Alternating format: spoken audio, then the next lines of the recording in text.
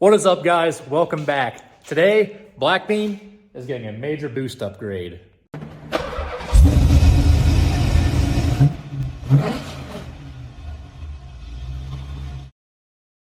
So this is the last time you're going to see Blackbean in this configuration. Also, my main goal, or another goal, is try to get that friggin' charge pipe down so we can fit most of a hood on there. This thing is sticking way above the hood line because we have to raise it to fit over the coolant hose here, which I'm going to change that up, I think, as well.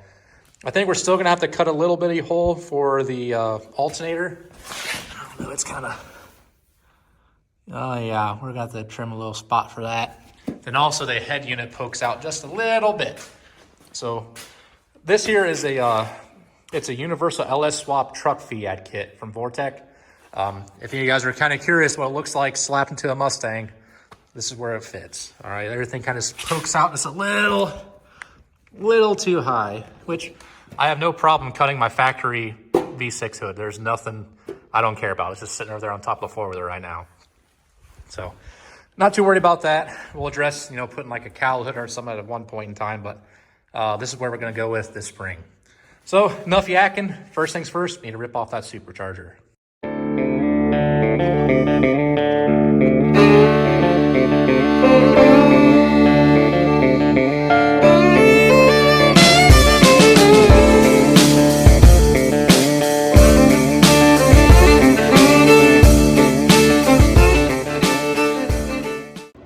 All right, guys, a few weeks have passed, and we got our supercharger back from Vortec. All right, guys, this is a very important step if you ever get a new supercharger. Usually they'll come shipped like this, but they'll include a pulley. This is one of the bigger ones. You would take this and throw that right in the trash. Only thing we need is the party pulley. Now that is a major upgrade. I don't know if I have any pictures I can put up here before, but this impeller is way bigger, and this housing is super beefy. They said we should definitely be able to get a lot more boost out of this unit. Also, we're gonna be running a on-3 4-inch intercooler. So got that on there, increasing the boost pressure like that. We need to make sure we keep those intake air temps down. So we're gonna run this intercooler here. Went ahead and picked up a Amazon's finest universal intercooler kit. Just 3-inch aluminum. I think this was like 150 bucks for all that. And it came with all the boots and bands and all the other junk you need over here. All right, guys, got our supercharger mounted up. As you can see, a bit of an issue right here.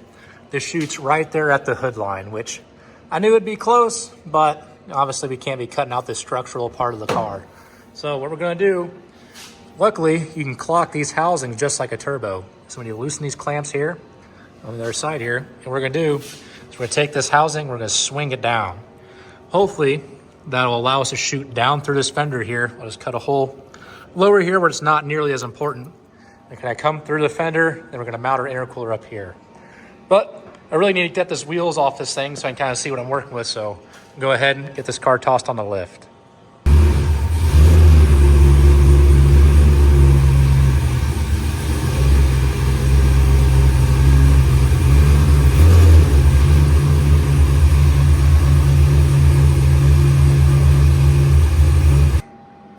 All right, guys, here's these clamps right here. We just have a couple of Allen heads. So we got two here, and then 2 up top. So we can crack those loose and see if we can get this thing clocked.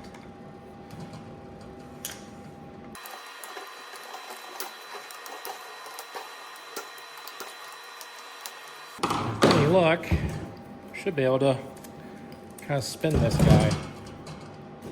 See, just like that. Let's put this thing back on there, just kind of see if that's gonna be enough for us. If not, we're hitting here. We'll have to change clamp locations. All right, guys, got her loosened up. See if we can spin it a little bit here. As you can see, I still don't think that's gonna be enough for us. So we'll go ahead and take these clamps off. We'll move her one more location. Okay, fellas, I think we're starting to get somewhere. So this is our range of motion that we have, which obviously shoots us well below this line. I kind of think we're gonna end up something like this. Obviously, we can move this harness out of the way, but that'll shoot us out right around here. We'll have to fold some of this wiring out, but we can come down and shoot straight up there through the bumper, because right through there is where we're gonna have our intercooler. So that's kind of gives us quite a bit of real estate to play with. I think that's the route we're going. All right, fellas, next step, we need to go ahead and pop off this bumper here, that we can kind of go ahead and see where we can mount our intercooler at.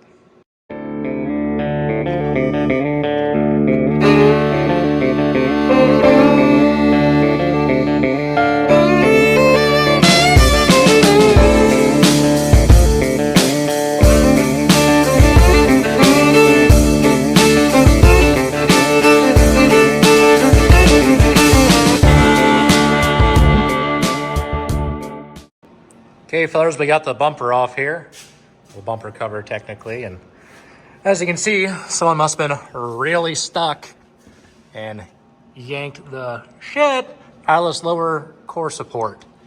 Freaking really tested the tensile strength of that brake line, but I don't know what I'm gonna do with that. I might just chop that off and put a straight piece of channel across there.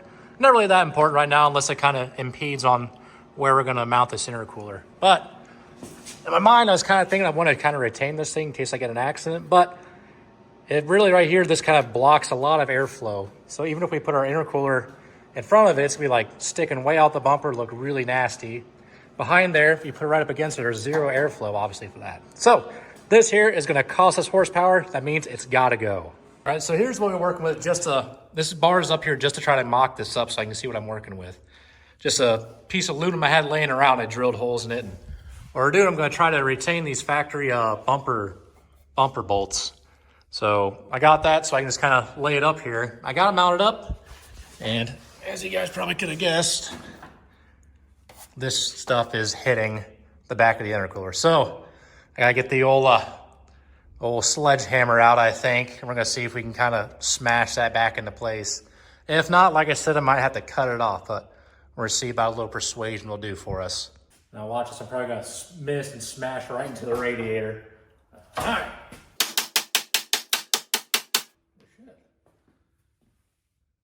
You did pretty good. Not too shabby. All right, yeah, you guys can see it's hanging down a little low, slightly below the core support. I mean, like I said, it might be just a couple inches, maybe like an inch or two. Like I was saying here, I could get some angle bracket and I'll drill a hole in the top of the bracket instead of having the C channel here. I'll be able to raise it up, drill it to the top. That'll gain us about 2 inches here. That'll give us a little more clearance, I think. All right, I think we got figured out where we're gonna drill our hole, roughly. I'm sure it's gonna be off because that's just how it goes for me. I don't know if you guys saw the roll cage video, but you guys might remember that hole saws are my freaking nemesis. I don't know what it is. I just have a terrible time with hole saws, so I figure I should probably go ahead and start recording so we can see the disaster that's about to ensue. I'm thinking it's gonna summer.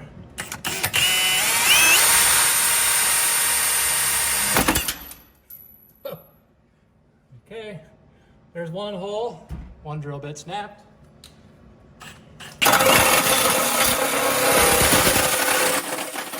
Hey, hello. That went a lot better than I expected. Now, well, make sure the supercharger lines up. Beep. Nailed it. I'm gonna do an immediate 90 to be able to shoot up here to where intercooler is gonna be. Just got done fabbing up a new bracket for this thing, so I'm letting it cool off because this got done welding it, so let me go ahead and slap that on. Got our new bracket in place. Let's start cutting up some pipe.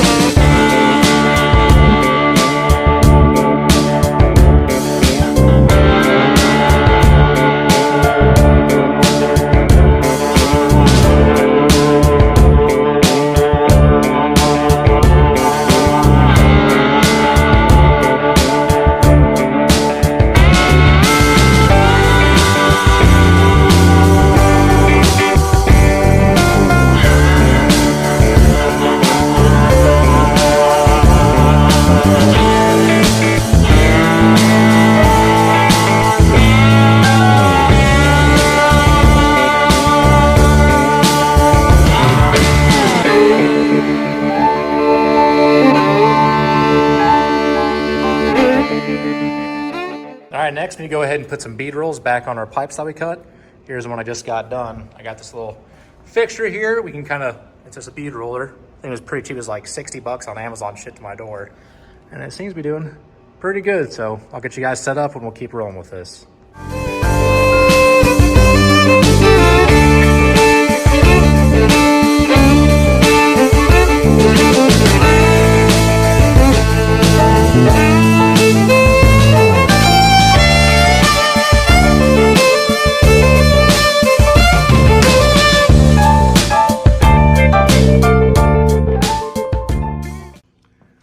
Okay, we got everything all fabbed up where it's supposed to go. Things might change a little bit. We got to do a little bit of tweaking here and there, I'm sure. But next thing we need to do is we need to go ahead and throw our supercharger belt on. And we're going to pop this off. We're going to run the car without the piping hooked up because we want to make sure we blow all the air, debris, whatever we have in here from fabbing it up. We make sure it blows out all over the shop and not directly into our engine because that's the last thing we need. So let's go ahead and get that belt tossed on.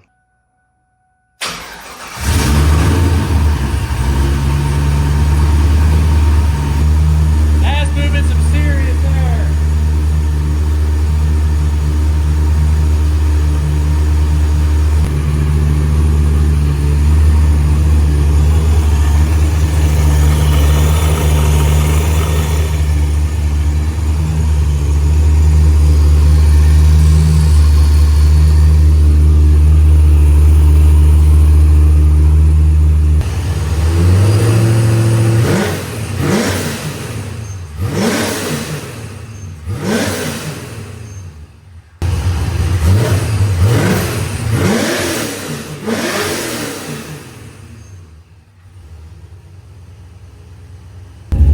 Go for our first test rip here.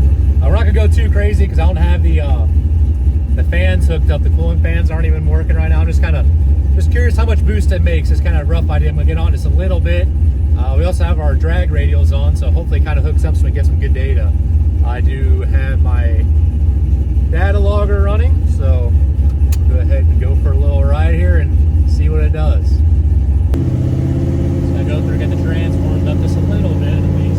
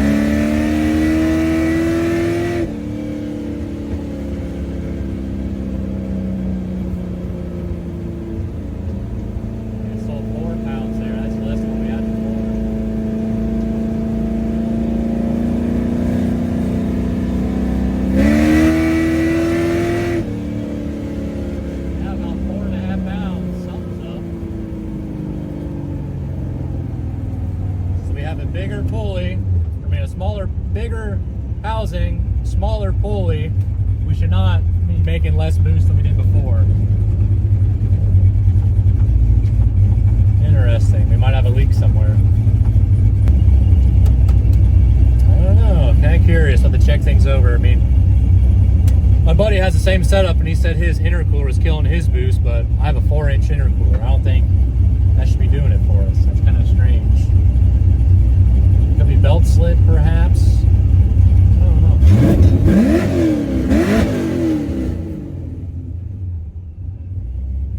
I'll have to check it out. All right, test number 2. We kind of finalized some piping and everything. We're gonna go through and do some data logging, kind of see what kind of boost we are making with that new charger. As that last little test strip wasn't looking too good, so I just rerouted a couple things. Really didn't change what our boost output should be, but I just kind of want to drive this thing and see what it does because I'm excited. It's been a lot of work, so let's go for a rip here.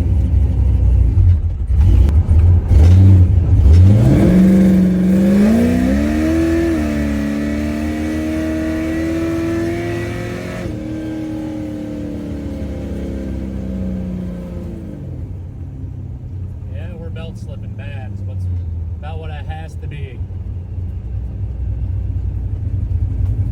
I saw we hit like 4 pounds, then it dropped down to like 2.5. Do a little more of a pull coming from first here. manually shift this.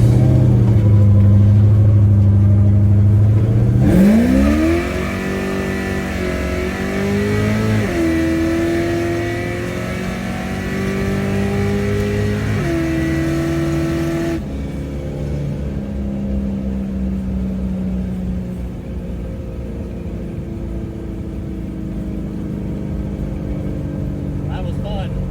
I don't know how good it did for us, but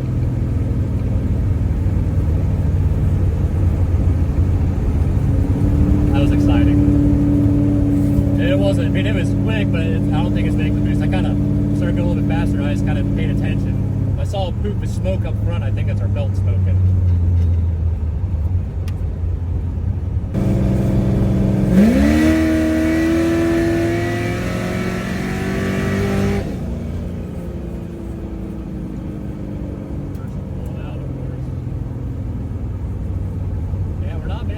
We should be. That's plain to see. That boost number is a bummer, I will say that. I don't know. Hope to see what we can do.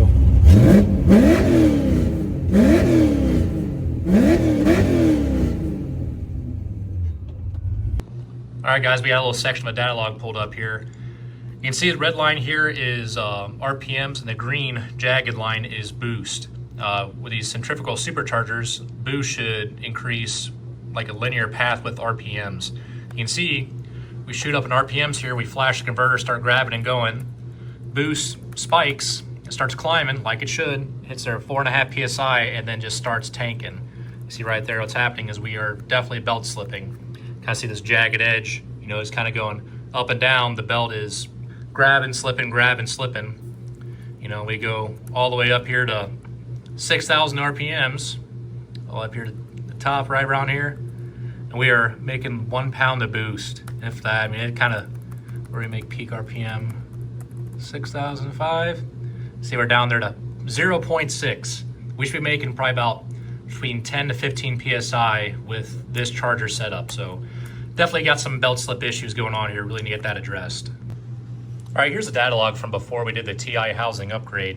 I really didn't catch this before, but you can see we're having a really jagged boost curve before. So we must have been clearly having belt slip issues before we even did this housing upgrade. As you can see, it's to grab and slipping, grab and slipping. There should be like a nice smooth curve increasing with RPM.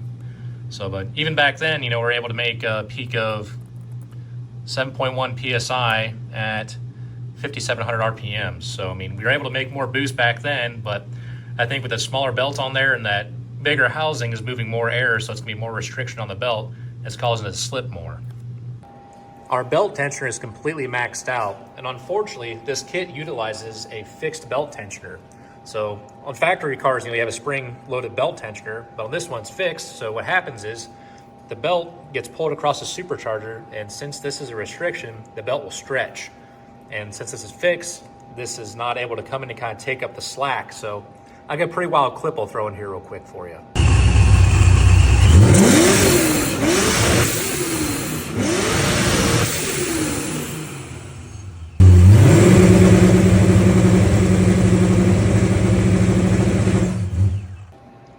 And unfortunately, I'm right between belt sizes. This is a 116 inch and it's a little too loose, and the 115 inch one I have over there is too tight to fit on there. I've tried my best and I just can't get it on there. We reached out to the guys at Vortec, and they told us that they're working on an 8-rib conversion kit for this truck feed, but they still are kind of waiting on a few parts to make those kits available. So unfortunately, it seems like we're gonna have to sit tight until they got that stuff put together for us. Yeah, so clearly not the result we're kind of hoping for, but it's not all doom and gloom. We will get this taken care of. We will get this figured out. This car will be making boost. We just need to kind of figure out what path we're gonna go forward. If we wanna sit around and wait for like an 8-rib conversion kit for this truck feed, or if we better off going to like a Corvette accessory drive, and I know they have some 10-rib kits available for that, so just kind of got way out our options here. But I went on this on a positive note. This thing was only making 4 pounds of boost, and this thing was freaking scooting. This thing is a blast to drive. It's fun. I mean, I'm just really happy with it. We have everything we need to make a pretty fast race car. We got a forged bottom end motor. We got a billet input shaft, billet torque converter, well-built 4L80. We have a really big dog fuel system, so all we need is the boost. We will get it, and this thing will be freaking boogieing down the track before we know it. But I just want to thank everyone for sticking around to the end. If you did, please like and subscribe if you enjoyed this video. And as always, get out in the garage, get wrenching, have some fun. We'll see you on the next one.